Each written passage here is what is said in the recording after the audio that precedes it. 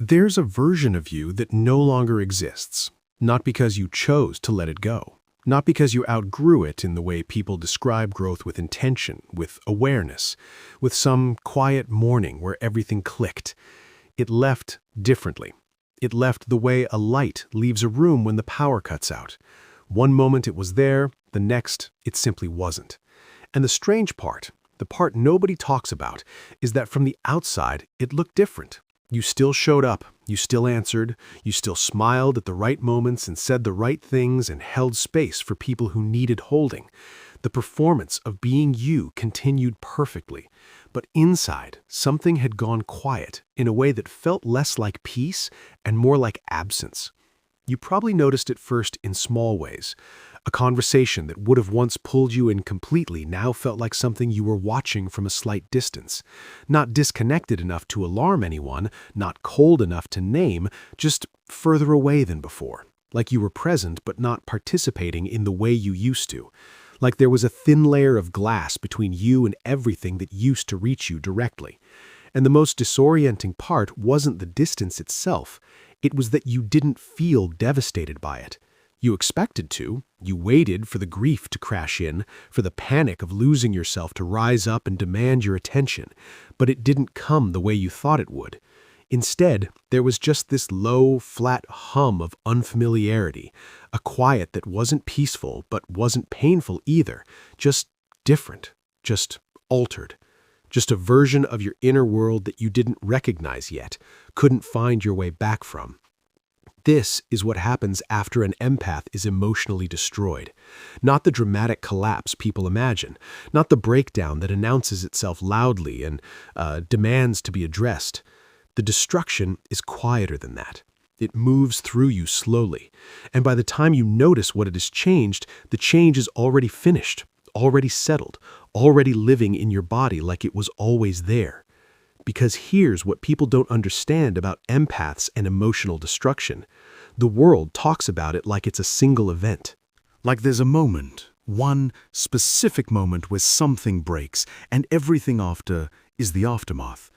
But that isn't how it works. Emotional destruction for an empath doesn't come from one wound.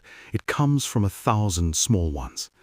It comes from years of being the person everyone came to, from absorbing what others couldn't carry, from feeling everything in the room, not just your own feelings, but theirs, sitting with emotions that were never yours and processing them as though they were, over and over and over, without ever being asked if you were okay after. It comes from loving people whose emotional capacity couldn't match yours, from reaching towards someone with everything you had and finding again and again that they could only meet you part way, from giving depth to connections that were never deep enough to hold it, from pouring yourself into spaces that had no floor, watching what you offered disappear without ever being received, without ever being reflected back, without ever being held the way you held everything for everyone else. That is the accumulation. That is what eventually doesn't just hurt, it restructures. Because your nervous system is not passive. Your psyche is not simply a container. It watches, it learns, it registers every moment that openness led to depletion. Every moment that vulnerability led to exposure without safety. Every moment that being fully available cost you something you didn't have left to spend. And quietly, without asking your permission, it begins to adapt. This is where the personality shift begins. This is where the personality shift begins. Not in the dramatic aftermath of a single betrayal, not in the days following the moment everything fell apart. It begins much earlier and much more slowly. And by the time you feel it, the adaptation is already deeply underway. The empath who has been emotionally overloaded long enough doesn't shut down. They filter, they reorganize, they start building unconsciously a different kind of interior. One that still feels everything because that capacity doesn't disappear, but one that is no longer willing to feel without discernment, no longer willing to open without some internal calculation of whether opening is safe. And that shift, that quiet, invisible restructuring, changes everything about how you move through the world.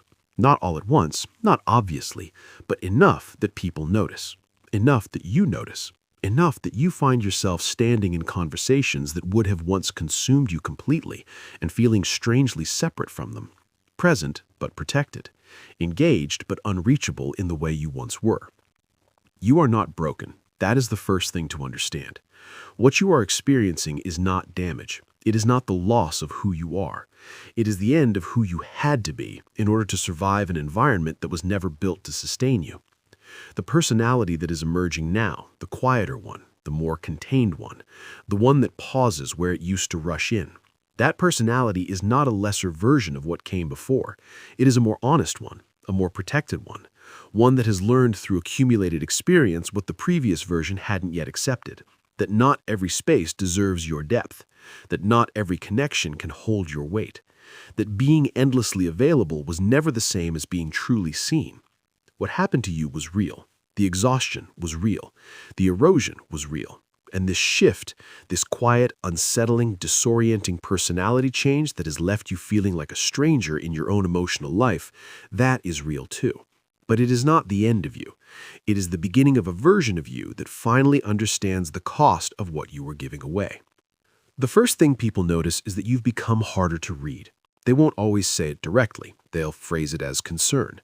They'll say, "You seem quieter lately, more reserved, like something is sitting behind your eyes that you're not sharing." And you'll listen to them say this and feel something interesting happen inside you. Not the old rush to reassure, not the familiar pull to open up and explain yourself so they feel comfortable again. Just a pause, a quiet, considered pause, and then often nothing. Not because you don't have anything to say, but because for the first time in a long time, you are not automatically prioritizing their comfort over your own containment. That pause is new, and it matters more than it appears to. Before the shift, you didn't pause like that. You responded. You leaned forward. You read the emotional temperature of every room and adjusted yourself to meet it before anyone even had to ask. You were fluent in other people's needs in a way that felt natural, even effortless, because it had always been that way. Feeling what others felt, moving toward what others needed, calibrating yourself to the emotional reality around you. That was just how you existed. You didn't experience it as sacrifice, you experienced it as instinct. But instinct built on a foundation of self-abandonment eventually reaches a limit. And when that limit is reached, the instinct doesn't disappear, it inverts. The same sensitivity that once pulled you outward begins to pull you inward. The same awareness that once made you fluent in other people's emotional worlds begins to make you fluent, finally, in your own. And that inversion is disorienting because it looks from the outside like withdrawal, like coldness, like you have become less than you were. But from the inside, it feels something like the first moment of quiet after years of unbearable noise. Here is what is actually happening beneath the surface, at the level most people never think to examine. Your nervous system has been operating in a state of chronic emotional hypervigilance. For empaths, this isn't metaphor, it is physiological. The constant reading of emotional environments, the automatic absorption of other people's states, the ongoing internal processing of feelings that belong to others, all of that has a biological cost. Your system has been running at a level of output that was never designed to be sustained indefinitely.